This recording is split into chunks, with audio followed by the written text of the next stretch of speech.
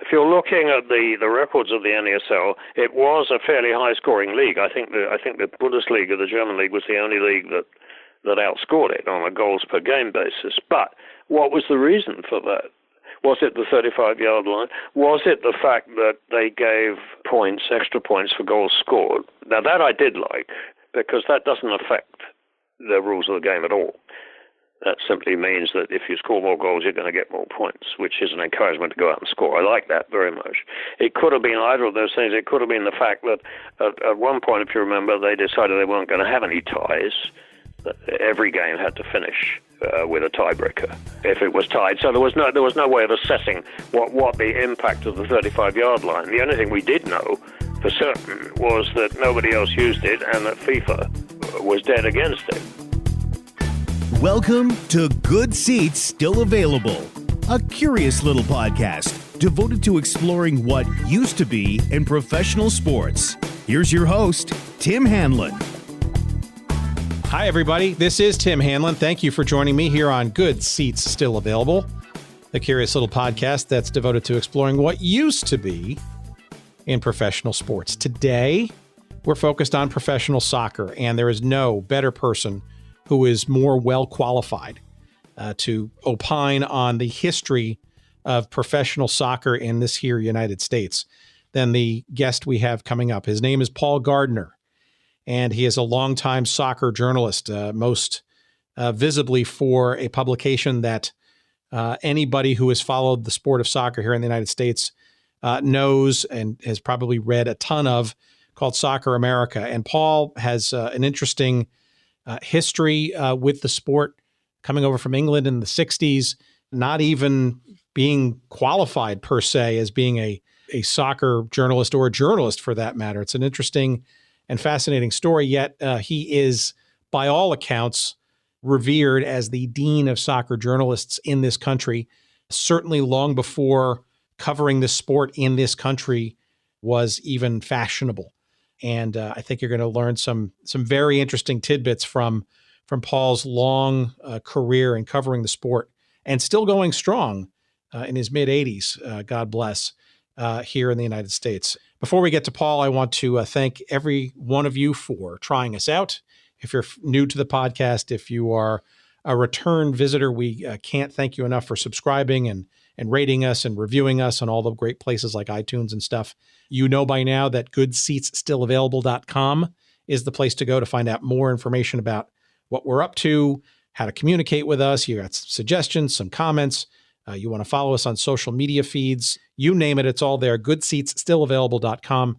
And we thank you for your initial support so far. And we cannot wait to get deeper with great guests and conversations in the months to come. So thank you. Stick with us. And we look forward to serving your earbuds with more fun and interesting conversations. Okay, let's not waste any more time. Let us get to our conversation with the legendary award-winning soccer journalist extraordinaire, Paul Gardner, here on the show.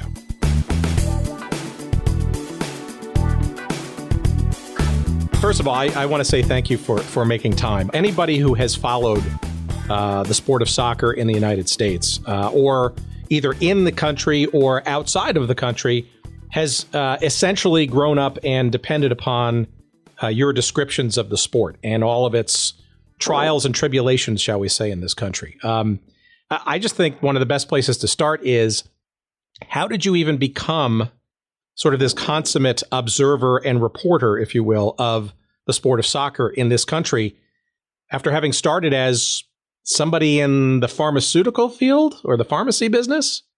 Yeah, pharmacy. I was a pharmacist. I'm not now. They have a rule when you reach a certain age, you're supposed to take follow-up tests and exams to keep yourself abreast of what's happening, and I haven't been doing that, so they put me on the inactive list, which is fair enough. I mean, it's, you should know what you're doing if you're supposed to be a pharmacist, I think. And if you haven't been keeping up to date, then you don't. In any case, I'm very old, so that's the end of that. But then they send you a sort of intimidating notice saying you're not allowed to use the qualification in anything you write, or not mention it, and not discuss pharmaceutical matters with anybody about. I mean, it's quite. When they strike you off, they strike you off. That's it. But that was what I became, and my father was a pharmacist. He had a pharmacy, so that was all worked out, that I would take over the family pharmacy, but I knew it wasn't going to work, even as I was studying pharmacy. So, it didn't. It lasted about a year that I worked as a pharmacist doing locum work, and then I saw, luckily, an ad for a job in London, which pleased me because I wanted to go to London, on a pharmacy magazine, which was very rare because there were only like 3 pharmacy magazines in the whole country. So I applied for that, and I got for that, which meant it was good because it meant I was doing a totally different type of work, namely journalism, while still using the knowledge that I'd spent like 5 years acquiring. So that jolted me into the journalistic part. And after about 7 years of that in London, I got itchy feet and felt, well, there's no future in this because there were only the 3 magazines, and the editors seemed to be, all of them, disgustingly young, so I wasn't going to get any promotion. And if I'm going to do anything, I'd better do it now. I thought I was 29 then. So I decided to emigrate here. I immediately got, very luckily, a job on a medical magazine, which was slightly different from the pharmacy, not entirely different. I had that for 5 years, and then I made some money, was able to save money, which I'd never been able to do in England. And I went off to live in Italy, North Africa in Italy, for a couple of years. When I came back here, that was 66, late 66. That was when all the North American Soccer League stuff was starting. I didn't know anything about it. I'd been in Italy. I hadn't been bothering to, work out what was happening in the States. I'd always been interested in soccer. I'd always followed the game, and I'd always been something, or I don't hesitate to say a thinker about it, but I'd followed it in a what I hope was an intelligent way. Not just by being a fan. My team is good and yours sucks, and that sort of attitude. But I just followed it in what I thought was a way that enabled me to feel enlightened about the sport. Well, so you mentioned 1966, right? And that's actually quite a pivotal year in the sport of soccer in the United States, right? Well, it very much was, yeah, very much so. I mean, I shouldn't have been in England at all. I should have been in Italy. But when I was in Italy, I got a call from my mother. There was a crisis in the family business, and I had to go back to England for 2 or 3 months to settle that. And those months took in the summer and the World Cup. And I did go to World Cup games. I mean, I wasn't covering the World Cup, but I did attend the games, including the final. That sort of gave me a taste for that, I suppose. And then it was one of those things that was just extraordinary because finally I had to leave Italy. I had to come back here after 2 years. On a green card, they didn't allow you to stay out of the country for longer than 2 years. So I had to come back. And on my way back, I stopped in at London. I had lunch with my former editor on the pharmacy magazine in London. He was a guy who knew nothing about soccer at all, couldn't have cared less about it. And he said to me, it's a good time for you to be going back, isn't it? I didn't know what he was talking about. He said, yes, all this soccer going on there. So he was the guy who alerted me to it. When I got back here, I arrived back here and stayed with a friend. I didn't have a job, and I didn't have any money because I spent it all in Italy. And I just made contact with as many people as I could. And now then, to be honest, I'm quite sure that I was helped by the fact that I had an English accent, which I never really, I don't like that business. So you've got, what a wonderful accent you've got, all that crap. I just don't like that. But did it help? Yes, of course it did, because people remember it. And if you have an English accent, and this still applies in the sport here now, they think, oh, well, he's English, he must know about soccer. So to some extent, you get a fraudulent ticket to being an expert. Well, you're being a little modest, I think, right? I mean, you clearly have. Well, no, not entirely, no, because, I mean, in those days back then, I had no background in the sport at all, other than being, as I say, somebody who followed the game closely since I was a boy. But my knowledge was limited. I didn't know it at the time. I've learned it since. My knowledge was very limited to English soccer. I didn't know much about soccer in the rest of the world. And was probably quite dismissive about it, if the truth be known. The English can get very arrogant about their soccer and their soccer knowledge. They still can, even though they haven't won anything in 50 years. But, when I came back in '66, we just won the World Cup. Damn it, we had to be the best in the world, didn't we? So I imagine I was insufferable. But I was learning all the time, because in England, you tend to meet English people. You talk soccer, you're talking English soccer, you're talking English soccer history, you're talking about English players, English teams, and that's it. When you come here, this great immigrant city here, you're suddenly talking with Italians and Argentines and Brazilians and Germans and so on. You get a much, much broader view of the game here. And you'd have to be really thick, I think, and although I am a bit thick, I'm not that thick, not to have that greatly influence the way that you look at the sport. Well, okay. It certainly influenced me a lot. So you come in, and it's 1966-ish, and you're coming back to the States, and it was late 66 I got back here. Sure. So what do you find of the sport of soccer upon your return and your general interest, but yet no particular background or job, per se? What I found were these groups of two. Actually, there were more than two. There were three groups, as I remember originally, who decided, largely on the excitement created by the World Cup that had just finished in England, that they felt the time had come to start a professional soccer league in the United States. And, I mean, it was no secret who they were. The names were all there. And I could get in touch with them if you like, I could call them. And, so to speak, offer my services. And it was a time when where they were really looking for people who did know something about the sport. Mm-hmm. I was still being touchy about what I wanted to do. I didn't know that there was any future for me in soccer in those days. I think I'd have been totally stupid to imagine that there was, actually. But for the moment, it was something that I could do, and I could make a few bucks here and there, and it was enjoyable. And, being an expert amongst people who didn't know, so to speak, it was not difficult. I mean, I'm not going to say I could have told them anything and they'd have believed it. I mean, heaven forbid that I should do that. But I felt I had a certain freedom of movement in that situation there, because about a lot of the things that they were trying to get themselves involved in and to brush up on and to be knowledgeable about, I did know things. So it was a good time for me. Sure. So in particular, who are you plying your wares with, shall we say? Are these soccer executives? Are these journalists? Both, as it turned out, they ended up, as you know, with two leagues, the NASL and the NPSL. And both of them had offices, decided to have offices in New York. So that was a big plus already. Before that happened, I was getting in touch with the people who would be running the two clubs in New York. Each of those two leagues had a club in New York. It was Madison Square Garden were the people running one of the clubs, and a group put together by a sort of a consortium of local businessmen.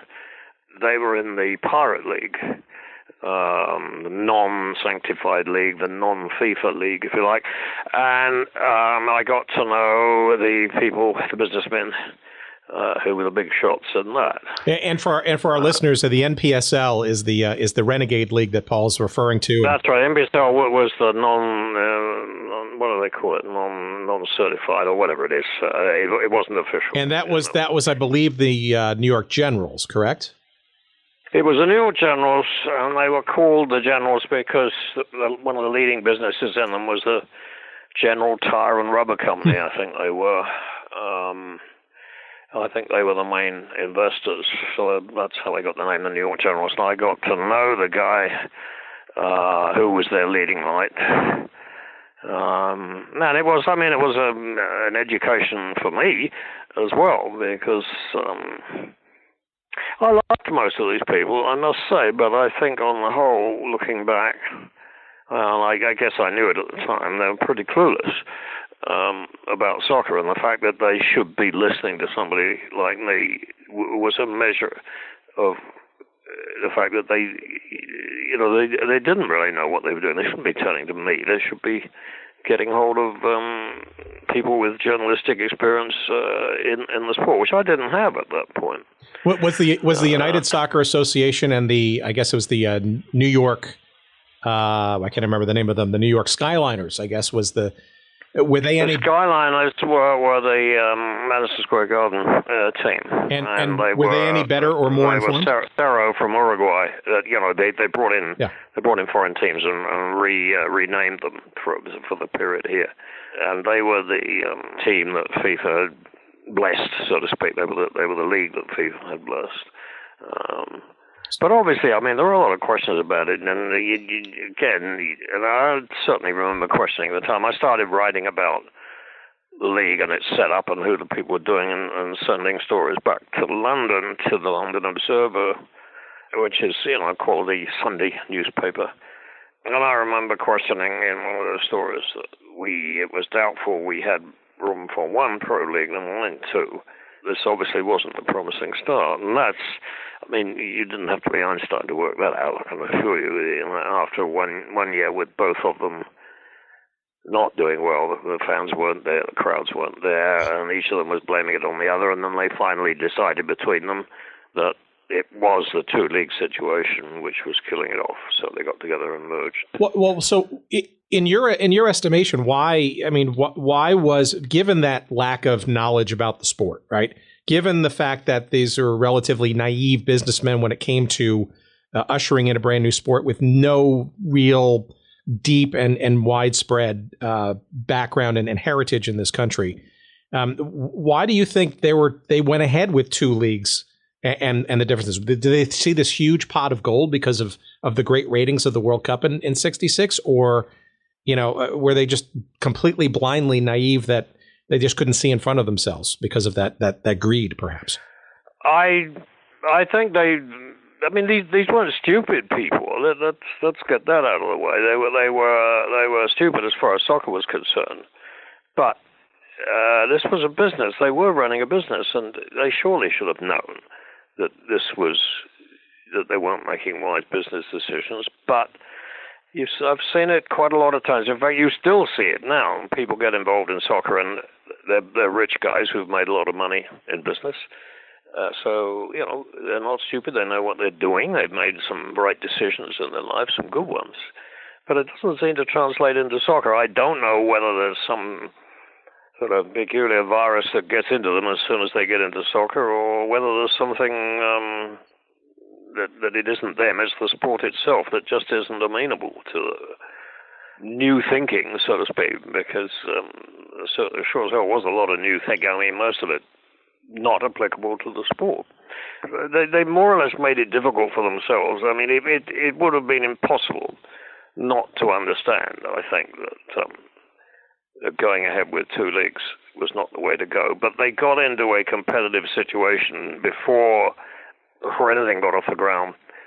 Before, I think, either of these groups of people, they weren't even leagues then, had signed any players or decided when they were going to start or whatever. And they were in competition initially to get FIFA's blessing. And one of the groups, the NASL group, they won that competition, and that didn't go down well, particularly with the other group, and they weren't about to back down. In that sense, they were, I guess, being good businessmen. They were going to fight this thing, which they did. And they did it in the best American way, the best business way that they could see. They got a national TV contract with CBS. This is the NPSL. The Renegade League, so to speak. That's a good word, Renegade Maverick League, whatever it is. The people who didn't have FIFA backing them, they got a contract with CBS, and that, if I remember rightly, they were touting that as the first ever regular season TV contract for games in color in the world. I'm saying this has never happened before. Color TV was of any sport was widespread here, but it wasn't as widespread elsewhere in the world. I mean, I've watched plenty of soccer on TV. Well, not plenty, there wasn't that much on, but soccer on TV in England, and I'm pretty sure it was always in black and white. I don't remember watching color. That may simply be because I couldn't afford a color set. That was probably it. They were around, but they were something of a luxury then. So they felt they'd made a scoop there, and this was the thing that was going to help them. The other league, the official league without the TV contract, were well aware of this, and they were a bit scared by it. But they felt that things would work for them because they were pretty certain that a league that was not acknowledged by FIFA would have enormous difficulty signing any players at all, because all the players that they would go after would be foreign players with foreign clubs, and they would all be within FIFA's jurisdiction. And FIFA would surely come out and say to these players, well, if you go and play in the States, you'll be blacklisted and you won't get another job anywhere else. And they would say to the clubs who might want to sell them, you're not to deal with this other league. But that sort of intimidation never really arrived from people, and to, I think, everybody's surprise, certainly mine. The NPSL didn't have that much problem signing players. They were able to get players. They weren't particularly good players, mind you, but they were able to get professional players to come and sign. Phil Woosnam, who was there, ended up being their commissioner. He never started as commissioner. He was a player. Welsh-born, he came here as a player and was very enthusiastic about the whole idea of professional soccer in the States, and had visions and ideas of how far it could go and what it should look like and how it should be organized way ahead of anybody else's. In fact, speaking to him in the very, very earliest of days here, I felt, well, this guy's mad. This is not going to happen the way he thinks it is. It didn't in the end, of course, but it came a hell of a lot closer than I ever thought it would when they started. That's for sure. So when the USA, so we'll move on in a second, but when the USA, the United Soccer Association, 1967 competitor to the Renegade NPSL, when they decided that for a number of, I guess, logistical reasons and startup issues and whatnot, decided to import in lock, stock, and barrel entire teams, did you kind of worry that perhaps the bloom was off the rose before it even popped out of the ground, given that that seems like maybe perhaps a desperate move? Well, that worry was always there, Tim, but I don't think the idea that they were importing whole teams would have been the cause of it. They did that because they weren't ready. The NPSL, the Maverick League, they announced suddenly out of the blue that they would start operations in '67, and the USA they weren't ready for this. They didn't know what to do. They couldn't leave the whole scene just to the NPSL to establish themselves while they did nothing. They felt that would be the kiss of death. That would be asking for trouble. They weren't organized enough to start signing players, so they opted for this business of taking foreign teams that were already totally in existence from various countries around the world, bringing them here, giving them sort of names that maybe meant something in the cities that they would be playing in, and that they would play. In other words, they would be an operating league with teams, even though those teams would be totally abandoned the following year. Because all the time that, for instance, in New York here with the Skyliners, which was a team from Uruguay, Cerro, all the time they were playing, the Skyliners were busy behind the scenes building up a team made up of their own players they were signing. And that would be the replacement team the following year. That would be the real Scarlet team. Didn't work out that way because of the merger. That cancelled all those arrangements. Well, so let's talk about that. So 68, right? Obviously, cooler heads prevailed, and this North American Soccer League rechristened. Well, I don't know about cool heads. I don't think there were many cool heads, actually. Cooler, yes, I suppose. So, but that arguably was maybe the best shot then, right? Because everybody had come together. You had television. You had all the things basically sort of on one, at least for seemingly one page. But it still didn't go anywhere, now did it? No, it didn't. And you can only say, I suppose, that the country wasn't ready, that's all. You know, when we look back and think about how far the Cosmos got in making this thing a public success, that in itself was pretty remarkable, and it sort of happened out of the blue, really, because the league was going along apparently quite well. But, you know, it didn't show signs of suddenly bursting into a 60,000, 70,000 crowd operation, which it did, all of a sudden, without really any sort of explication. So, I mean, that really was a major surprise. But as you know, I mean, I'm telling you stuff you know, that didn't last too long. I still don't have an explanation for that. Maybe you do, but I've never been able to work out why that happened like that. Well, before we get to that sort of that explosion, I just kind of maybe so you're now a working journalist here in the United States. You're covering a sport that you love. Well, yeah, but only. I mean, I wasn't making a living. I was staying with a very kind friend, you know, who was basically putting me up for nothing, almost nothing. I was potting around, going here, going there, talking to these people, getting a job, writing the old story here, doing some, getting to know people, which was important. But there was no way that I could see that I could make a living doing this. I was still looking at other work opportunities. So yeah, I was spending more time, spending quite a lot of time on soccer here, but not making much money. Well, it had to be a little bit dispiriting, given that the actual sport itself seemed to be dying almost right before your eyes as well. So. Well, it was a strange situation. I mean, I'd been involved in the years before, the 5 years I was here between 59 and 64. I'd already made a lot of soccer contacts in those years, but of course they were all semi-pro contacts, because that's all it was in those years. Apart from the so-called International Soccer League that Bill Cox ran in the early 60s in New York. And again, I got to know Bill Cox. I was testing the water a bit. I had this job on a medical magazine, but I spent time trying to convince myself that I could be a freelance journalist and photographer. I was also getting into photography in those days. That I found interesting, but none of that lasted very long. And it taught me, I suppose, quite a lot about how insecure the soccer scene was in this country. There were always plenty of enthusiastic people, but their idea of what would work and what wouldn't work, their ideas never seemed to hold water for very long, and the money always ran out. Certainly. Well, so let's talk about that for a second. So the International Soccer League seems to actually be something, this is obviously a precedent to 1966 and the World Cup and the boomlet, I guess, of the United States interest in the sport professionally.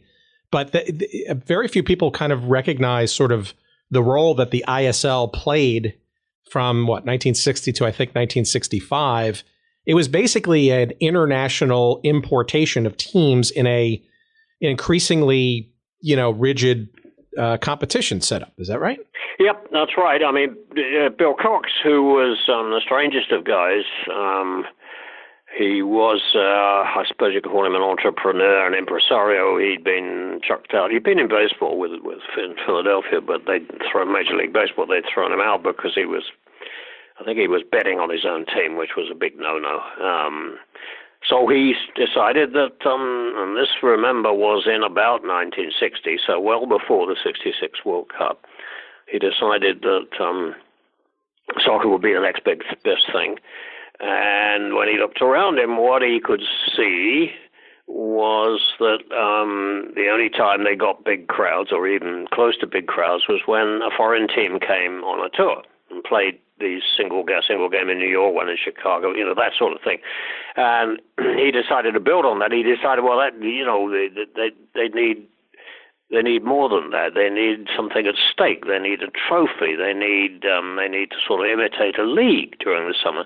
So that's what he did. He imported, I think his biggest number, I think, was 8 teams, and sometimes they were in two groups of 4.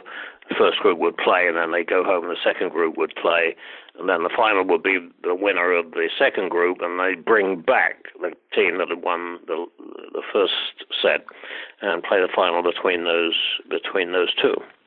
The thing about Bill Cox was he was another guy who didn't know anything about soccer, but somebody associated with him, and I never worked out who it was, knew a thing or two, because he was able to bring in really very good teams, not the top teams, not your Arsenals and Real Madrids and all those people. They would have been too expensive for Bill anyway.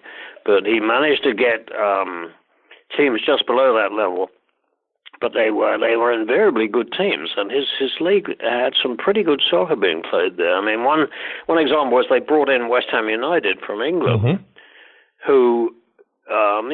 They're a well-known English team, well-known in England, not so well-known outside England, but you wouldn't rate them amongst those top teams with Arsenal, Spurs, Chelsea, Liverpool, Man U. They don't rate up at that level. But what they had, and we saw them in the years before the World Cup, they had Bobby Moore, who was the England captain, they had Jeff Hurst, and they had Martin Peters, who were 3 key players a few years later when England won the World Cup. Absolutely. Which was quite remarkable. And they also had playing a team that came in, Dukla of Prague. I'd never heard of Dukla Prague. I don't know who they were. But they were a very good-looking team, and they had a marvelous young player who scored all their goals, whose name escapes me for the moment. And 2 or 3 of their players ended up on the Czech World Cup team in Chile in 1962 in the final. They lost the final to Brazil, as it happened. But to find those teams with those sort of those caliber of players on them was something had to be working pretty well for Bill Cox to do that. I always puzzled at that. But Bill was sort of guy who kept his cards very close to his chest. He wasn't about to tell you anything about how he worked and operated and how he got the teams. So I never found out who was his soccer brain. Maybe he didn't have one. Maybe he just looked at like the look of the names. That may be as good a way of any as of getting good teams. My sense is that, though, so it seems to the outside observer, it seems a little curious that in '65 that ISL format would go away just as the World Cup was getting ready, and obviously showing further interest in the United States, a pent-up at least interest to get 2 leagues going here domestically. But my understanding is that the ISL was basically potentially running afoul of FIFA as well as a unsanctioned league, and maybe that had something to do with it. I don't think so. I mean, if Bill had problems with FIFA, and it would have been quite likely that he did, because he had problems. They wouldn't have been directly with FIFA. Bill Cox's problems were with the United States Soccer Federation. There you go. That's it. Who felt that they have rules about when foreign teams come over, they have to pay certain fees to the United States Soccer Federation for permission to play in this country. So Bill was obliged theoretically to pay a fee to the United States Soccer Federation, and I think he was always either late or didn't pay that. And he did end up suing the United States Soccer Federation, saying in effect that they were anti-business. They were trying to put him out of business by keeping him, by setting him unattainable targets for the money that he should pay them. I think that's where he had his problems. I don't think the problems were directly with FIFA, but the United States Soccer Federation, when they found that Bill wasn't cooperating with them, they turned to FIFA and said, will you help us? Because we need to either put this guy out of business or he's got to pay us money. I don't think FIFA wanted to get involved. Interfering in the local politics in each country is not or wasn't at that stage anything FIFA wanted to do. So I don't think Bill Cox ever crossed swords directly with FIFA. Interesting, though, that it almost seems like it's killing a golden goose where you're actually generating interest in a sport that really, was largely amateur in this country until that time, right? So. Well, yeah, but there's been a lot of that where the sport, you still see it even today, where the sport seems to be working against its own interests. And I think a lot of it comes from the fact that it is bound to be, right from the start, was different from the other American pro sports because of the international aspect. I mean, what other pro sport in this country do you see a group of very powerful, rich businessmen and, the NFL, baseball, who have created a league, and the league's doing quite well, and they're in charge. They do what they want to do. And suddenly along comes this sport here, and you've got a group of rich guys who suddenly find that they're not totally in charge of a situation, that they have to do what a group of, I don't know how you'd say that, I mean, they certainly saw them as sort of stiff-necked traditional conservatives in Switzerland, of all places, that they've got to do what these guys tell them. And these guys are not American. What do they know about the American situation? So it was, and to some extent still is, difficult for Americans, especially those businessmen who were the pioneers in the thing, especially for them to swallow that. They never really liked it at all. They wanted all the time. They didn't understand why they couldn't change the rules of the game if they wanted to. Why would they have to listen to what these foreigners told them? They didn't understand the mechanics of international trading of players, the mechanics of playing other international teams. There was a lot that was totally new to them. I mean, they were new to the sport anyway, but to find that the regulations applying to the organization of it were so different from what it would have been if they started up a new baseball league. That came as a shock, I think, to a lot of those people. They hadn't realized what they were getting into there. Well, I think it was pretty obvious circa 1971, 72-ish, right, that perhaps this sport of soccer wasn't really going to take off at all as a professional endeavor in the United States. But yet, persistence, you mentioned Phil Woosnam. What do you think kind of brought it out of the, shall we say, the dark days? I mean, we're talking 1970. The NASL was only 6 teams. It was truly limping along, and you could argue it was probably this close to collapsing altogether. Well, yes and no, because I mean those were the years that were building up to the sudden explosion of interest around the Cosmos, which of course affected the rest of the league as well. When it did suddenly look as though the league was going to be a big success. I mean, when the Cosmos started drawing huge crowds, which would have been in just past the mid-70s. And, I mean, that really was a surprise to everybody. I wasn't, in my usual immaculate sense of timing, I wasn't in New York on the day, the night, the evening, when they got this huge crowd for the first time out at Giants Stadium, when they outdrew baseball. I was in Buenos Aires. That was 77, actually. Because the World Cup was going to be in Argentina the following year. So I'm in Buenos Aires, and I was having breakfast in my hotel there when a couple of Argentine journalists came in. I was very surprised to see them. They weren't staying at my hotel, that's for sure. And they wanted to question me. They said that soccer, football, was outdrawing baseball in New York. And here's a report to prove it. A crowd of 68,000 or something had turned out at Giants Stadium. Now, I had a lot of experience by that time in not trusting reporting on soccer matters in the United States, and I told them, that's got to be wrong. Forget it. There's something wrong with that. Don't pay any attention to that. So I put them straight. But of course, it was true. It was perfectly true. There had been this incredible crowd, which I found out soon enough. And when I got back to New York, that's when those 2 or 3 years that followed, that's when the league really blossomed and did for a short period, thanks largely to the Cosmos.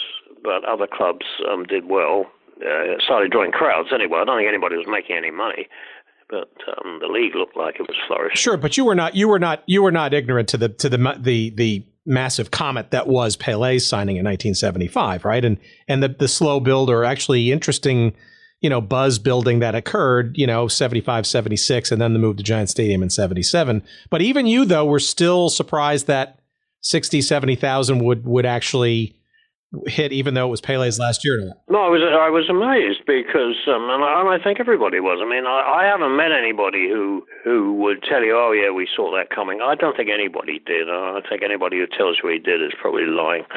I was totally unprepared for that. As I told you, I explained to my Argentine friends that couldn't be, but it was. I suppose the Pelé signing had helped matters. Difficult to assess what effect Pelé had exactly on the growth of the sport in this country.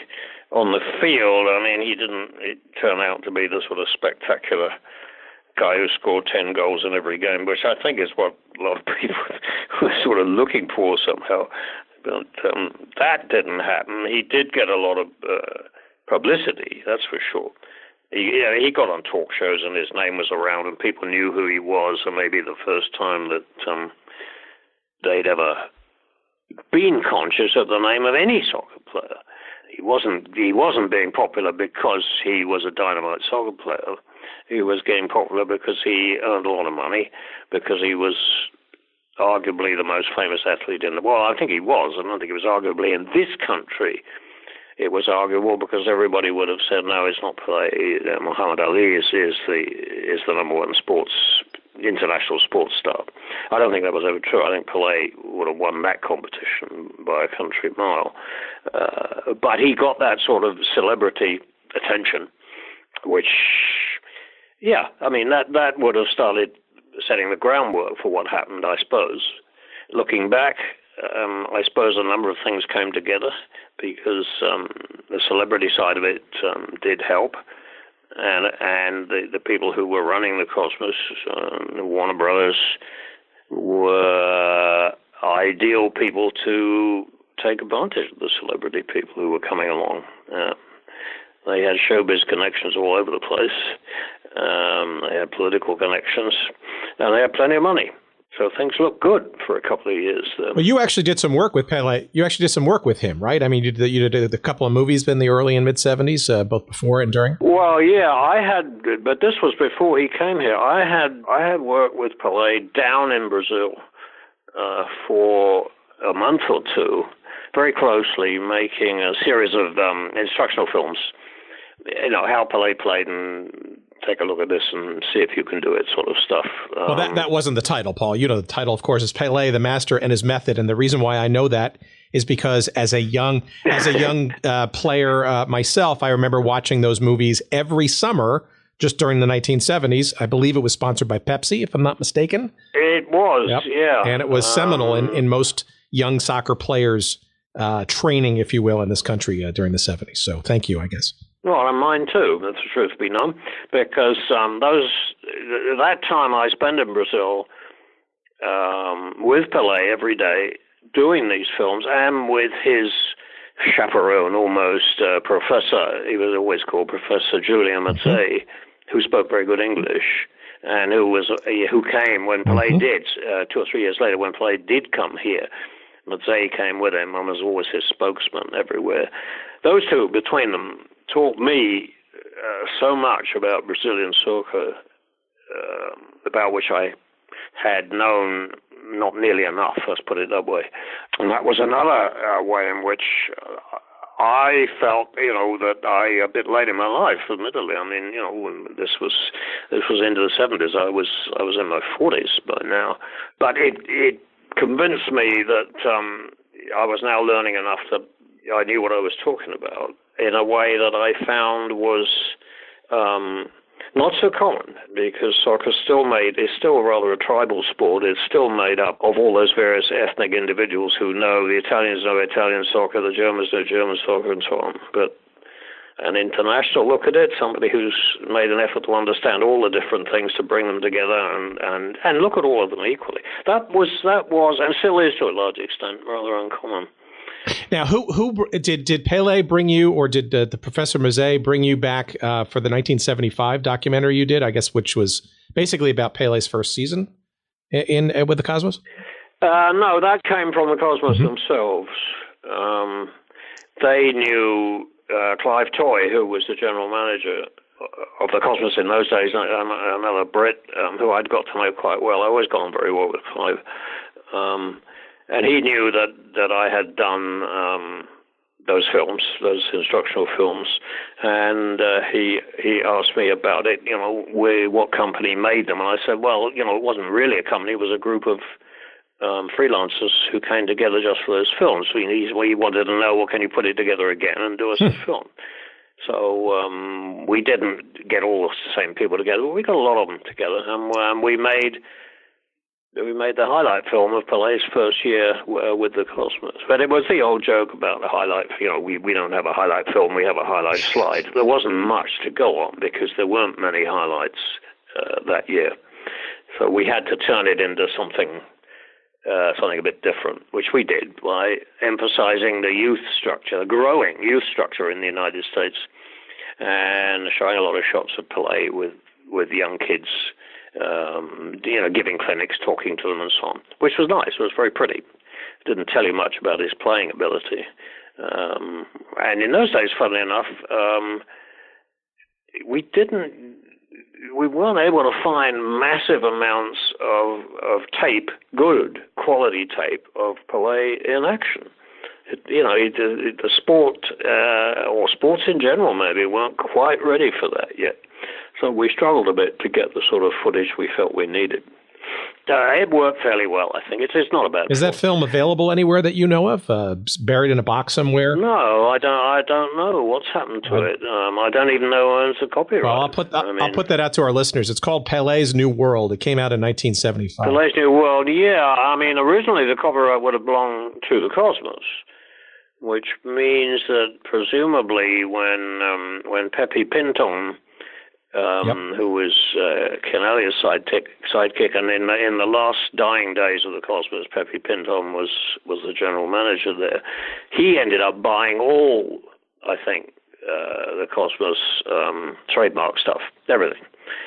So I think the copyright would have gone to him, but then he sold everything to this latest group. Yep. Actually, not the latest group, but the predecessors of this latest group, going back 3 or 4 or 5 years now, when they decided to rebirth the Cosmos. I will make a note. But then they, in turn, sold out to another group. So I just don't know. Yeah. There's a trail there that I don't know. I will make a note and make it my life's work to find that documentary for you, Paul. That's the last thing I do. Right. I hope it doesn't take a lifetime to find that. I hope not either. All right. So let me say a couple of other just interesting tidbits because, in the mid-'70s and late '70s, you actually became a national presence on television, network television, as basically the lead color commentator for North American Soccer League matches. How did that come about? Almost by accident again, I think. I had been... Phil Woosnam called me one day and said, in his blunt Welsh way, do you want to do a book? Well, I had never done a book. So I thought about it. It was a Sports Illustrated instructional book on soccer. They didn't have one. They had, the Sports Illustrated had a series on all sorts of sports, including some quite obscure ones, but not soccer. So they wanted to do one. They'd approached Phil, and they said, if you feel that's beyond you, find yourself a writer, and the two of you can do it. So I said yes. So we worked on that book together. It wasn't a big book. But it meant that I worked pretty closely with Phil. It meant I had to spend a lot of time going down to his office in Midtown Manhattan. He was a strange. Phil was a strange guy because he was very easy to work with some days, and on other days it was absolutely impossible. I don't know whether that was what's now known as bipolar disorder or whatever, but he certainly to me, he seemed to have manic depressive turns. More than once I felt like walking out on the whole thing. I never did. We finished it. The book got published, but it allowed me to get pretty close to Phil in many ways. And again, one day I got a call from him, and he said it was pretty pretty well known by that time that the league was negotiating with ABC. He said, I want you to come down here now. We're going through some of the technical requirements to do with soccer and telecasting the game. That's all he told me. So I went down there and I sat in on a meeting about, how you should televise soccer and how many cameras and all this, that, and the other.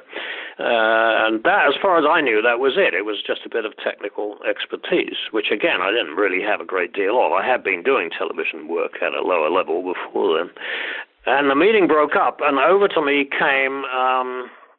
now, I'm not going to remember his name, but he was the big sports guy at ABC. He was the number one guy who basically put ABC Sports on the map. Rune Arledge? No, it wasn't Rune Arledge. Anyway, it doesn't matter. He was the top guy, and he came over to me and he said, "Were you thinking that when we do the telecasts that you might be employed on them?" And to me, it sounded like a question of saying, that the next line was going to be, "Well, if you're thinking that, you must be out of your tiny mind." So I said, "No, I wasn't thinking that at all." And he said, "Well, I think you should." And that's all he told me. So I stood to this day. I don't know whether Phil called me down there for the genuine reason that he said, and that this guy was looking at me for another reason, but it worked out that they did offer me the job. So I must have impressed somebody there, I suppose. Was that before or after? So what of TVS, the syndicated network that Eddie Einhorn was before that. That was Eddie Einhorn working out of Chicago, I think. Right. And that was one of these strange networks that he had cobbled together, picking local radio stations in all the top markets and bringing them together to buy stuff that his group had put together. And the games were televised in a rather perfunctory way. I mean, they weren't major, huge productions of spending a lot of money on. But for me, it was a pretty good experience. I got to travel around. I got to meet a lot of people. I got to know a fair amount about television. I got to know how not to trip over the wires and how not to say shit on air and that sort of stuff. So I found that I always enjoyed doing that. Whether I'd like to have made a total career out of it, I'm not so sure about that. But well, you must have made a good impression. I was in my research. I saw there's a great quote by the late Jim McKay, who you shared the microphones with on the ABC broadcasts from 79 to 81, and he's quoted as saying, "He is as incorruptible as anyone I've ever worked with," and that's of you, Mr. Gardner. I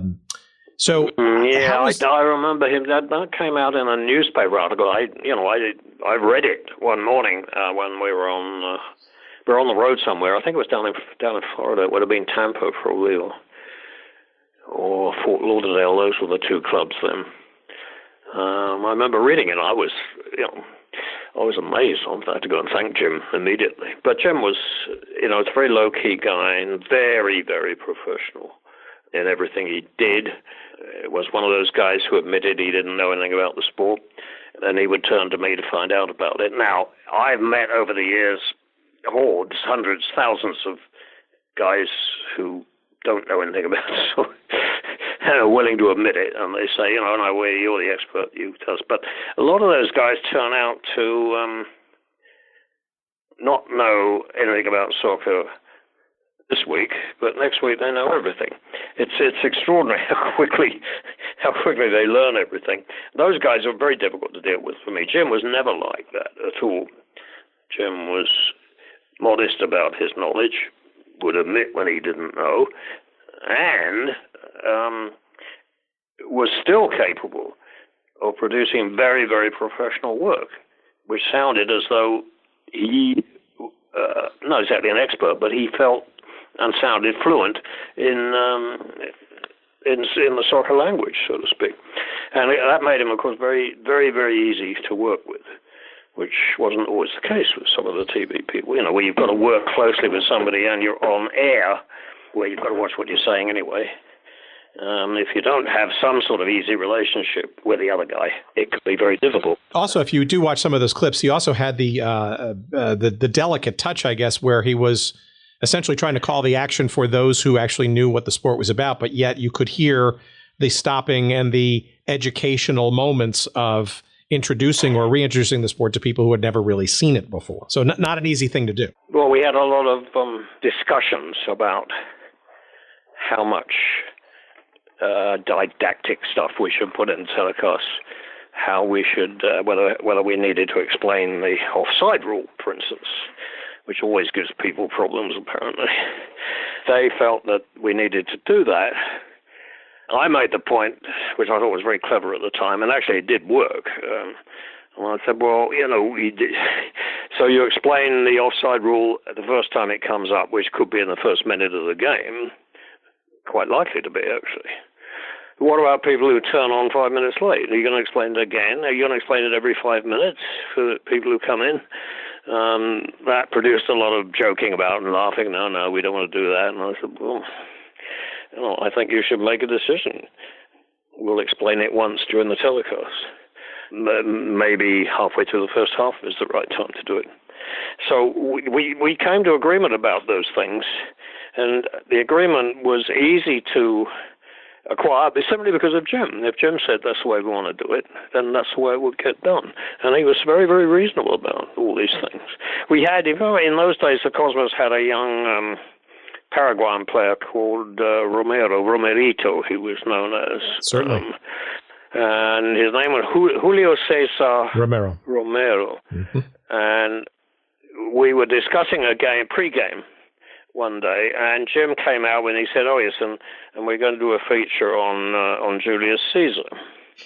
And I said, "Well, who's Julius Caesar?" And he said, "Well, it's Romero, Julius Caesar Romero."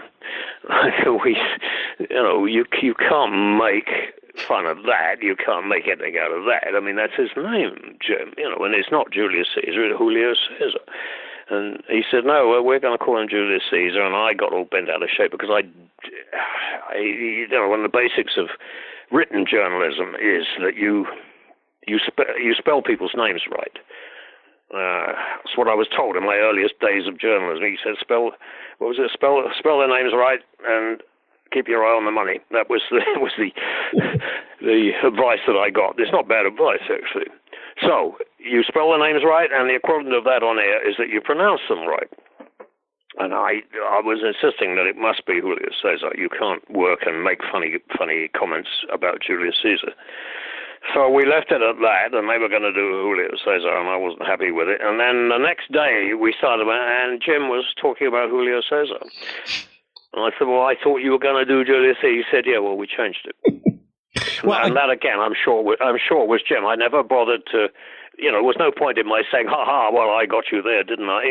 No point in gloating. I just sort of nodded to myself that I'm sure Jim told him he thought about it, and he decided that I was right on this one. And you probably saved him a lot of grief in the process, so I'm sure he was very appreciative of that. I suppose so. Yeah, I suppose so. But he was a wonderful guy to work with. I mean, I never had any problems with Jim at all. He was supportive, and he was not, well, put it at his crudest, he was not loudmouthed. He didn't bombast while you were on air. He didn't talk you down. It was just very, very pleasant. Very pleasant indeed. Well, there's some great broadcasts that you guys did together, including that 1979 playoff marathon between the Cosmos and the Vancouver Whitecaps, which some say was the sort of the greatest sort of game ever played in the NASL. That's debatable, but well, it might have been. It seemed to go on forever. I think it went to what they had then, the mini game, didn't it? Mini games, a couple of shootouts, but you've never really been a big fan of the shootout, right? No, I hate the shootout. Now that you mention it, yes.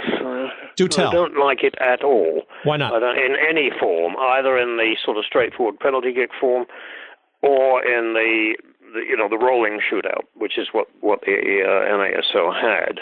I don't like it for a very, very simple reason. That is that let's get rid of the rolling shootout first. I particularly dislike that because it was something that nobody else did. I didn't think that we should be doing in our league. We should be employing something which nobody in the rest of the world was employing, because that made us different in some ways, and I didn't think that was the way to go. I thought we should be rather carefully trying to be like every other club in the world. But, that was my personal opinion. FIFA evidently had the same view because they didn't like it either. But the argument against both of those shootouts is that they're add-ons. They come at the end of the game. In other words, you've played an overtime game, which is 90 minutes plus 30, so you've played 2 hours of soccer and you've been unable to come up with a result. And now suddenly you're going to say, well, you can forget those 2 hours because we're now going to have a shootout. And this is what the result depends on. So now the game itself, the 2 hours that have been played are dismissed. They don't count for anything. What counts now is simply this little rigmarole with running forward with the ball and trying to beat the goalkeeper, which means that you can play for the shootout. In other words, if you're the weaker team, you feel you've got a chance of winning the shootout. With the shootout, theoretically, is a 50-50 thing. Mm-hmm. If you can defend enough and basically frustrate a good team, let's say the Cosmos, for the overtime game, once you've done that and kept the score tied, nothing, 1-1, whatever, you're now into the shootout, and you're going to feel that you've almost won the game because you've managed to hold this team, and now you're on level footing with them. And that did not make for a good game. That really ruined the 2-hour game that preceded it because you were playing so defensively. I felt that any tiebreaker that should be used should be one that worked during the 2-hour game. And what I always recommend, and still do recommend, is that you count the corner kicks. Because if you're counting corner kicks, they start the minute the opening whistle for the game goes. Mm-hmm. And if, as you approach the 90-minute mark, you've still got no score, but your team has notched up 15 corner kicks, and my team has only notched up 10. Mm-hmm. There's no point in my continuing to be defensive. I'm losing the game. So I've got to get down your end of the field.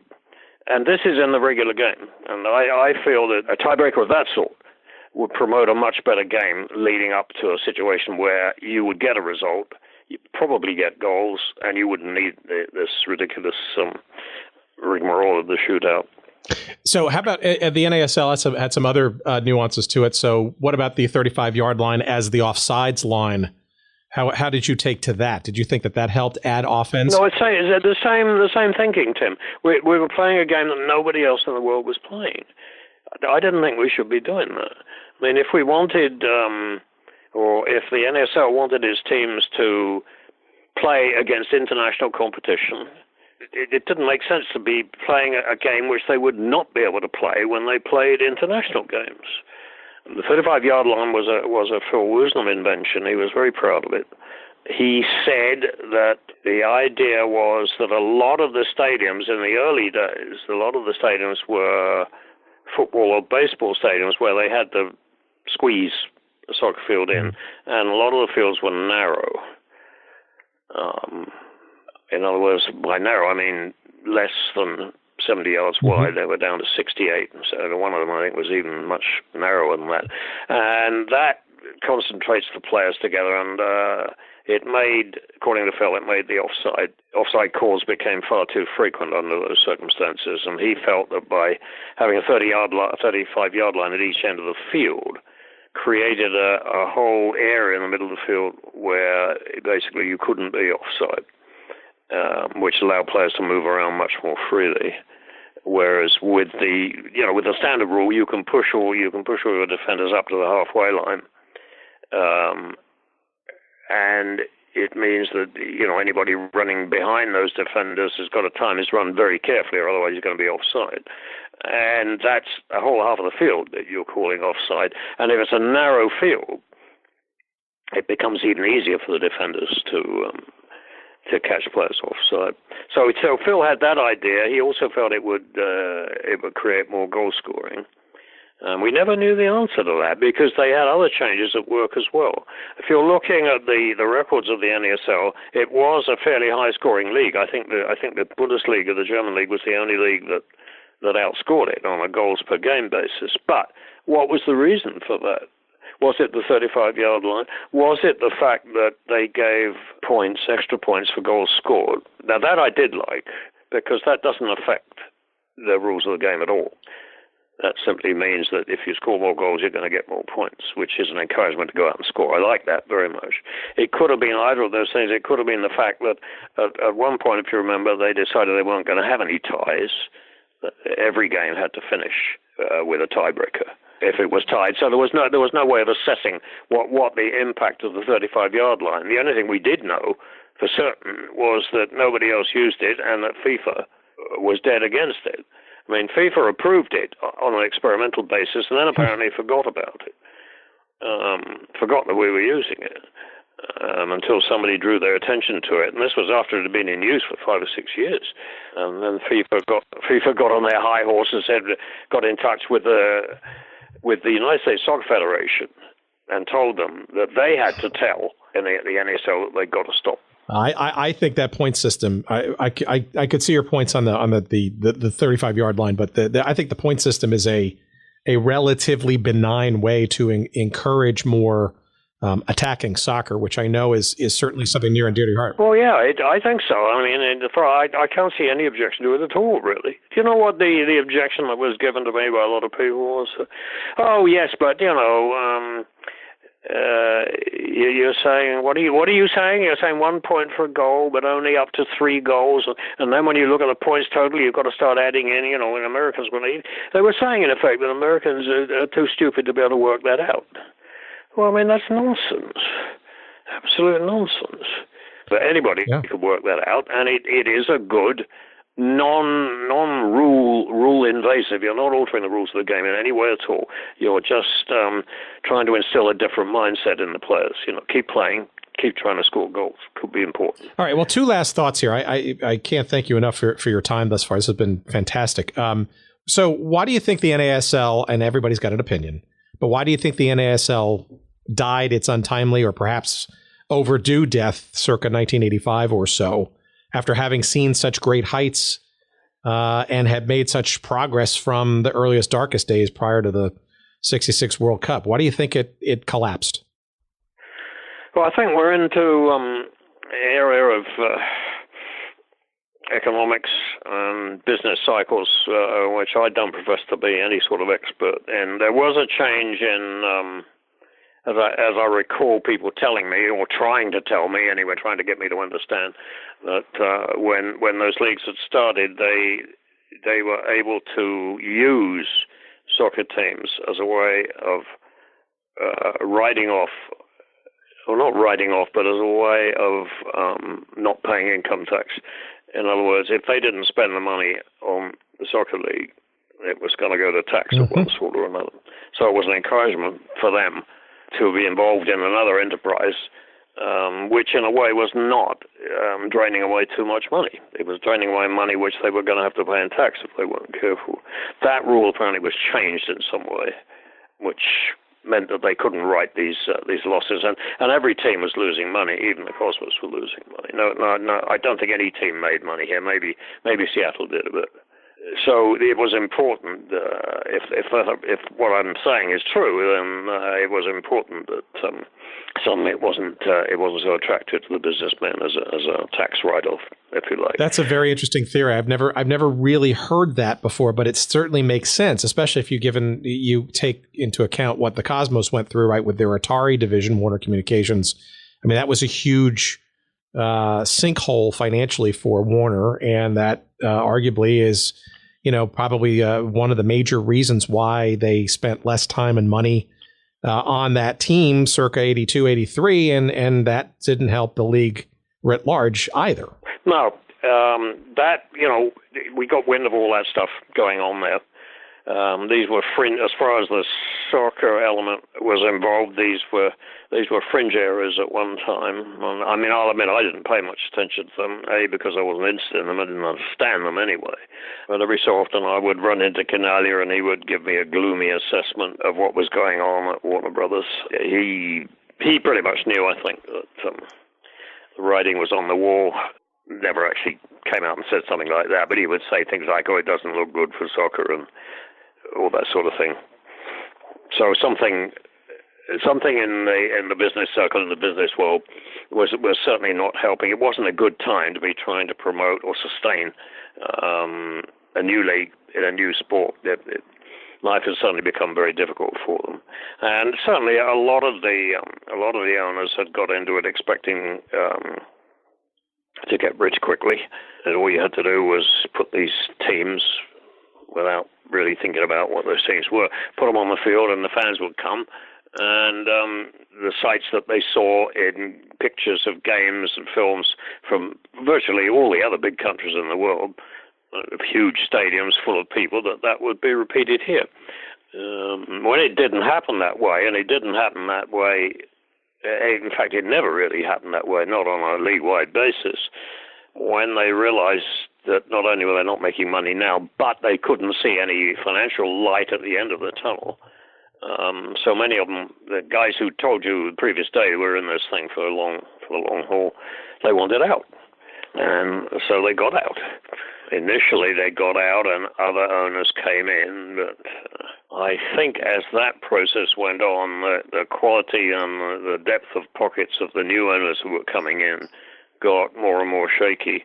So that by the time 1984 came around, when the league was dwindled down to about half a dozen clubs, it was pretty obvious that you were left with, Lamar Hunt was certainly the owner who stuck with it longest. Stuck with it, in fact, to the point of being the owner of the Dallas team in this league, in the MLS now. He's been around, well, he's not around now, but his son is. So the Hunt family has been involved for a long, long time in this and has vowed to keep with the sport and has done that. Nobody else, to my knowledge, has done that. And, as business decisions, I'm not going to say I respect them, and respect is not a word I would use under these, but I certainly understand them. And that's what you have to put up with.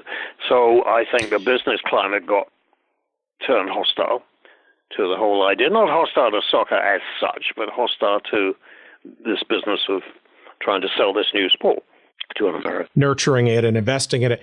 From a soccer perspective, do you think the rise of this indoor soccer game in the early 1980s and the more exciting and fast-paced and high goal-scoring kind of thing, did you give any credence to that helping decimate, if you will, or bring about an earlier demise of the outdoor game? I don't think it helped, but I think the outdoor game was, by the time the indoor game started to make inroads, and they were signing up the outdoor club's players, so that didn't help. But I think the outdoor game was on the skids before that started, and I think the indoor game, I wrote about it once. I called it the cuckoo sport that had been fostered in the nest of NASL, and it ended up turning out the NASL clubs, throwing them out of the nest, and making a sport of its own. I never particularly liked indoor soccer, but again, I couldn't help but understand that there were so many people around by that time who had jobs of one sort or another, still did have in his dying days with the NASL, who would have been completely out of work. But the MISL, Major Indoor Soccer League, that gave them work. Even though some of those people involved knew that this wasn't really soccer, and they were a bit ashamed of doing it. There was an Irish player that we had here. I forget which club he played for in NSL, and I was pretty friendly with him, and we used to have conversations about it, and he became an indoor player suddenly. And I remember calling him and saying, what's this indoor soccer? I never thought it would be you. And he said in a very quiet sort of Irish way, well, I haven't told my father yet. It was frightened to tell him that he was playing indoor soccer. That's the sort of attitude that was around in those days, because virtually all the people, obviously, none of them had grown up with indoor soccer, really hadn't existed. They'd all switched to it later in life.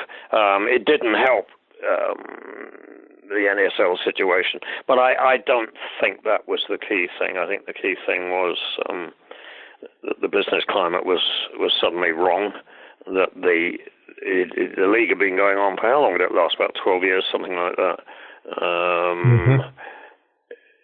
68, 78, 84, what is that, 16 years, whatever. After all that time, there was still no light at the end of the tunnel, and I think, they'd run out of investors who were willing to commit under those circumstances. So, well, all right, let's wrap up with one maybe nice bow-tied, gift-wrapped question. Since you have seen the rise and the fall and the rise again, and the maturation of the sport in the United States, perhaps unlike any other sports journalist in the country, and we now have a league, a Division I pro league, and I would argue even a quite successful and well-rooted series of, well, at least at the Division III level, minor league system. It seems a little bit more stable, certainly. But we also have a professional Division I league now that is approaching the same amount of teams. I think by next year or two, you're going to be at 23, 24 teams, where the old NASL sort of peaked, shall we say. Do you see any similarities or dissimilarities to the rise, the fall, and then the rise again, and then the dramatic fall again of the NASL? Are there any lessons there for MLS, do you think? Or do you think it's just different this time? Well, MLS has made it. I mean, I've never gotten to admit this, but I'm quite sure they did. Made some sort of agreement amongst themselves that they would not repeat the mistakes of the NASL. And one way to not repeat those mistakes was not to employ people who had worked in the NASL. And in the early days of MLS, there were hardly any people around, despite all the experience that was around in this country from people who had general managers' jobs or coaches' jobs or whatever in the NASL. Virtually none of those people was employed by MLS. I thought that was childish, frankly. I thought it was stupid. I mean, a guy like, who I've already mentioned, a guy like Clive Toy, who had been the general manager at the Cosmos in its heyday. Sure. Why would you be determined not to employ him? Because that's what it looked like to me. So they did that. Whether that was the reason that they have avoided a lot of the mistakes, I don't think so. I think they knew what they felt the mistakes were. The one that always comes up top of the list people are most critical about was that the NASL expanded too fast. I think that's... I don't think the NASL had any option at that point. It was a league that had to expand. If you're going to be a major league in this country, you can't do it on the basis of 10 or 12 teams. It's, all the major league sports in this country, all of them have close to, I think, 30 teams, which is a bigger soccer league than anywhere else in the world. Most of the top leagues in Europe have 20 teams. The Premier League in England is 20, the Italians have 20, Spanish have 20, the Germans have 18 for some reason or other. But this country is much bigger. 30 is about right, and that's what you need to get the spread of their favorite word of markets, meaning cities, venues, to attract nationwide TV and so on. You've got to have that. And that's what I think Phil Wisdom, who was the commissioner until very late in the day, but as the league began to fall apart and the owners started to turn on Phil, and they got rid of him, and they brought in Howard Samuels, who suddenly, to rescue them, they're bringing in a guy who knows absolutely nothing about soccer at all, but he's supposedly a good businessman. Not good enough because it didn't work and the league folded. So I think different circumstances have applied to both of them, particularly to do again with the business climate in which these things flourish. I think the way MLS has and did from an early stage concentrate on, again, you can thank Lamar Hunt for this, on building stadiums. I think that's been a huge plus for them. That's something the old NASL never did. Not a single soccer stadium was built during the years of the NASL, which sort of showed an insecurity about the owners that they weren't going to spend their money building a stadium for a sport which might not last. This league, the MLS, with these owners, starting with Lamar Hunt in Columbus, have all agreed, and now I think they have to agree as part of getting a new franchise, that they will build a new stadium. That they will build a soccer-specific stadium. So we've got a whole series now of soccer-specific stadiums, which means that those clubs where those stadiums are, they have a home. They have a place you can go. They have their stores and their shops there. They have other events there. They can become a presence in the communities. That was difficult for the NASL clubs when they didn't really have a home. Their home was where the football team played or the baseball team played. That's been a huge factor in helping MLS to establish itself as a genuine major league. I mean, don't you find in your speaking and your travels and your talks here that the idea of specific soccer stadiums, which let's see, is a comparatively new idea, that is a big factor in helping the growth of MLS? I think so. I think it gives some long-term vision that we want to keep the league around, right? Yeah, exactly. That's it. Long-term thing that we're here, and this proves it. This is concrete and seats in the field.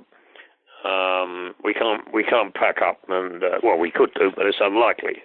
We've made a commitment. We have faith in the future of our sport, faith enough to build these stadiums, which, and each one that's built gets a little bit better than the previous one, building on experience, and they're really very good. I mean, I've been impressed with the way these stadiums grown. The first one, the one in Columbus, when they televise games from Columbus now, it looks awfully sort of no frills. Oh, it is.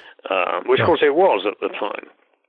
But if you look at the newer stadiums, like the one in San Jose, or right here in New Jersey, where the Red Bulls are, these are very nice, very neat, smallish anyway, stadiums, and they're just right for the sport. So I mean that is something they've done extremely well, and it simplified their own problems too, because as long as they were using, particularly baseball fields, scheduling games to avoid having to vacate the stadium, in fact, because the baseball team was playing there, made scheduling problems enormous for the old NASL. And I think there's a better feeling around, not nearly as good as it should be.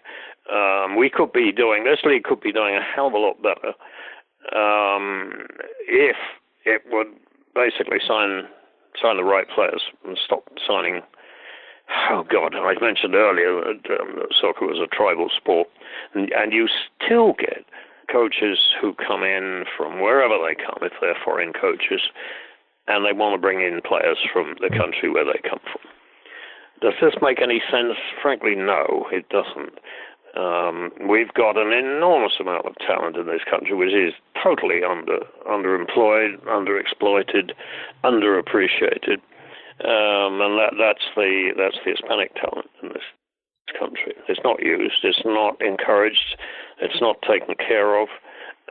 It's just beginning. The clubs are just beginning after all this time, since '96, for heaven's sake. They're just beginning to understand that signing over-the-hill players like the Brits Lampard, Gerrard, both of them have gone back to England and didn't make any impression on the sport at all here. Whereas if you're bringing in players from south of the border, particularly Argentines lately have been doing very well in this league, and they're good players. They're not top of the middle player. Maybe they've got one or two caps. They've played for Argentina once or twice, but they've never really made it at that level. But they're younger players, and they're very, very good players. That is only just about now beginning to be realized, much later than it should have been. That irritates me, and it's not an encouraging talk, because you're thinking, well, why would it take that long to recognize the Hispanic talent? And at the youth level, where I think we've probably got to spend the most money on youth development than any country in the world. We may have more numbers. I don't know. Russia might have more. China, I don't know. But we're doing pretty well there. But we don't win anything at the youth level, not internationally. We're sitting just below the border, just below where the Trump wall will be erected.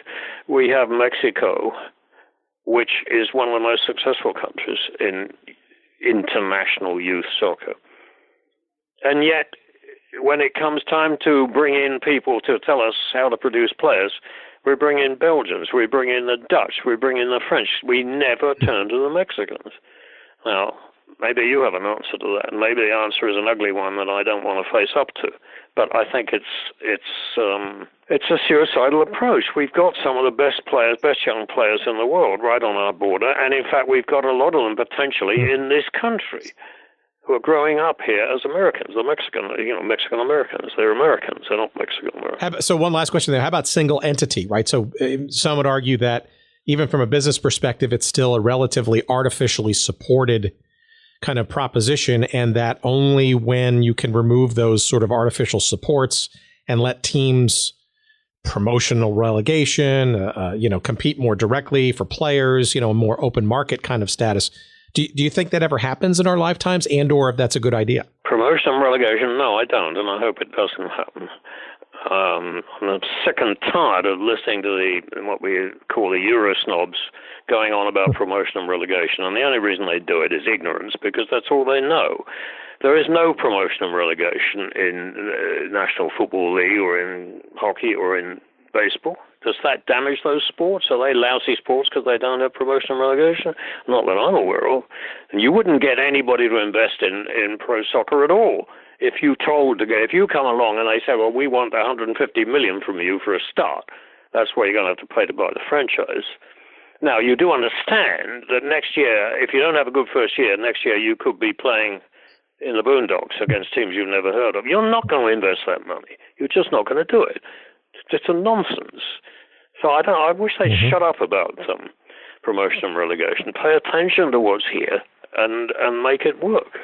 And I think they can do that. I think, as far as single entity is concerned, that will have to slowly fade out of existence. I mean, that's self-limiting, and until they can compete on the open market with all the other clubs for players, they're not going to be one of the great leagues in the world, despite what Commissioner Garber says he's aiming for. That's not going to happen until they're at the same level of financial competitiveness as the other top clubs in the world are. I think it's a good aim to have, but the single entity will have to be either totally abandoned or so modified as to be hardly a factor. I mean, they have been modifying it. You've noticed it with designated players, with other means of spreading money around. And it is an artificial construct, as you said, but it's been tested in the courts. It's legal.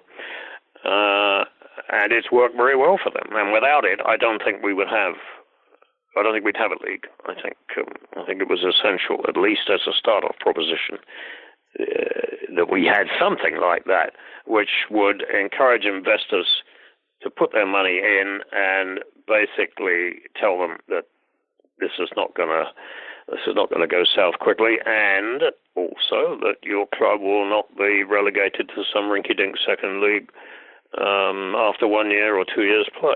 That's just a non-starter. If you want to get people, I mean, look at the history of pro soccer in this country. It's not encouraging.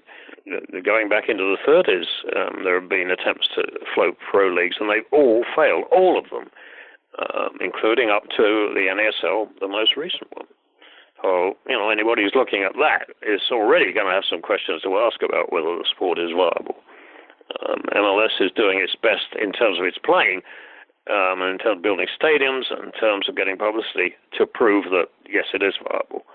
But it's not in a position to start laying down the laws about things like promotion and relegation. I mean, that's just nonsense to be talking about. Well, do I make myself clear? Dramatically so. And I think so. Look, this has been a wonderful conversation. I've kept you for almost an hour and 40 minutes, believe it or not. So I can't. There is nobody in this country that has seen this sport, warts and all, arguably from an independent mindset without any particular vested interests. And there is a reason why you are in the Soccer Hall of Fame and why so many people have. Well, I'm not in the Soccer Hall of Fame. You are. You got an award from them. They don't put journalists in the Hall of Fame. People are telling me, well, you should object to that, but I don't object. I don't think journalists should be in the Hall of Fame. Maybe they should have their own Hall of Fame, but not one that. Not one that elects players and coaches and builders and all that. Journalists are supposed to be independent of all those people. So I'm not unhappy with that. I won whatever the award is called, the Colin Jose Award. Which is essentially the Hall of Fame equivalent for journalists and scribes. Well, the Hall of Fame is involved in it. They do the selecting and all the rest of it, but you're not actually inducted into the Hall of Fame for that. And you don't get the red blazer. So there is the headline, everybody, as you're listening all the way to the end of this episode. Paul Gardner is modest. He doesn't think he belongs in the Hall of Fame, but he is really upset about that red blazer that he does not yet have. So perhaps, absolutely, yeah. That means I've got to make do with the old gold blazer from ABC, or the blue one I had for NBC. I never got one from ESPN or TVS for that matter. I did an ESPN college game years and years ago, and ESPN was just starting then. They'd been in touch with me, and they said, yes, the game, we're doing it from Delphi University out on Long Island, and you turn up at 10 o'clock in the morning, and it's a double-header. And I said, well, okay, what do I wear? Expecting they would say, well, don't worry, we'll have a blazer. And they gave me elaborate instructions as to what I should wear. And when I arrived there, one of the first things that happened was that one of their guys came up to me and said, oh, let me pin this on you. And he had a lapel pin in his hand, which was about the size of a large fly, and he pinned it onto my lapel, and it said ESPN, and that was it. And when the telecast was over, the first guy to appear in front of me was the same guy to reclaim the ESPN pin. Couldn't even give you the pin. Well, you can see how far they've come in the meantime. Paul Gardner, thank you so much. You've been a tremendous guest, and I look forward to hopefully staying in touch and potentially swapping some more stories, maybe in person someday. My goal is to have some in-person interviews as we move along here, and perhaps if you're willing to suffer it. Okay, Tim, listen, I appreciate it. Thanks for having me on the show, and good luck.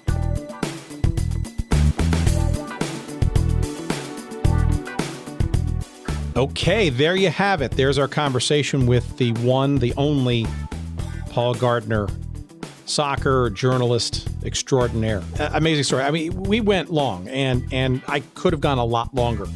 And I frankly look forward to going a lot longer at some point in time in the future with Paul, hopefully in person, which we'd like to do more of these episodes.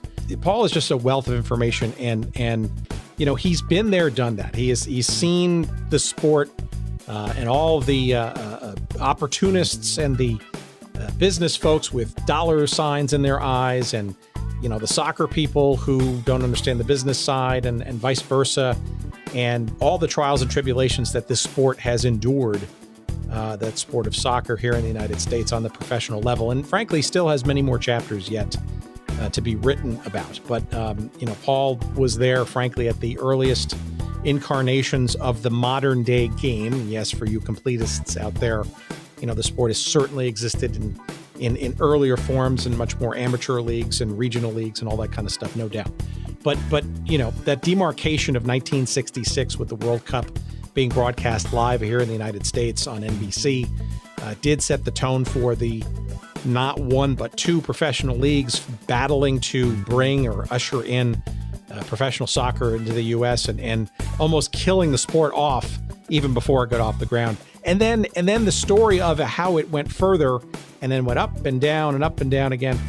And now what we see today in Major League Soccer, all of that stuff, is really important and frankly not well known by a lot of folks who consider themselves today modern enthusiasts for the sport here in the United States via MLS and the NASL version 2 and the USL, etc. So frankly, without the stories and the ground laying of the old NASL and its progeny and its predecessors, Major League Soccer and its ilk would not be around today and as successful and thriving as it is today. So that's why we do some of the stuff we do here on Good Seats Still Available. Thank you for joining me. GoodSeatsStillAvailable.com is the website. Go check us out. Follow us on Twitter and Facebook and Instagram, all those great places. Send us an email. Whatever you want. We're here for you, and we can't thank you enough for listening. We'll see you soon on the next episode. Take care, everybody.